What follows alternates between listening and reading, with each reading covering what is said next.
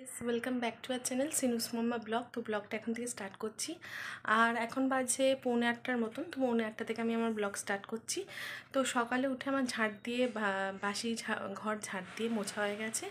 এখন আমি যেটা করব সেটা হচ্ছে আমি তো আজকে ভাত খাবো না, তাই আমার জন্য কিছু খাবার বানিয়ে তারপর আমি স্নান করে ঠাকুরকে পুজো দেবো। আজকে শ্রাবণ মাসের প্রথম সোমবার, সেই জন্য আমি আগে সব কিছু কাজ ওইদিকে এগিয়ে নিই, তারপরে সে ঠাকুরের মাথায় জল ঢালবো। তো চলো তাড়াতাড়ি কাজগুলো করতে থাকি, দেখতে থাকো।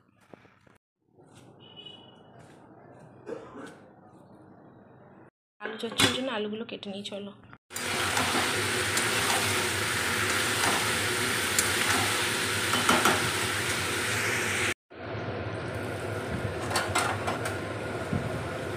দেখো আমি একটা একটা করে লুচি ভেজে নিচ্ছি, আর ওইদিকে আলু চচ্চড়িটা হচ্ছে।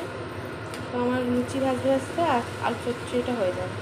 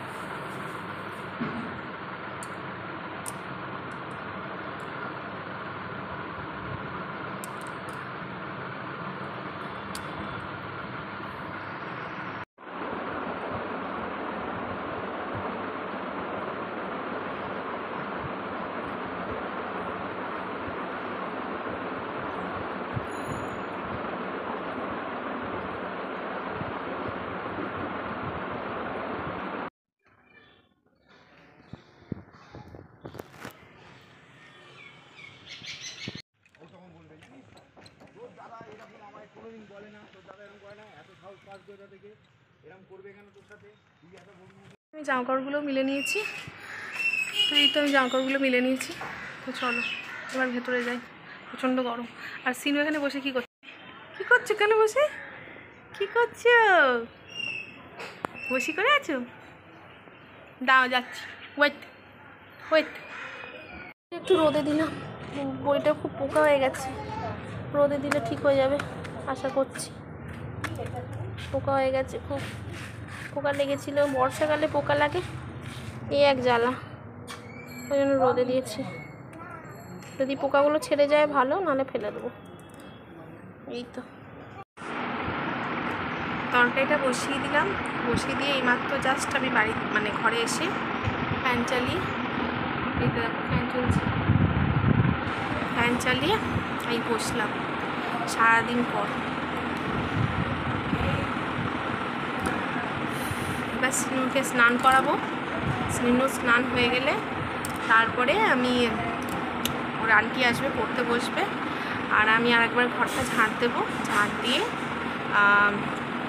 তারপরে সিনু পড়িয়ে চলে গেলে সিনুকে ভাত খাইয়ে নিয়ে আমিও আমার লুচি তরকারি খেয়ে নিয়ে তারপর রেস্ট নেব।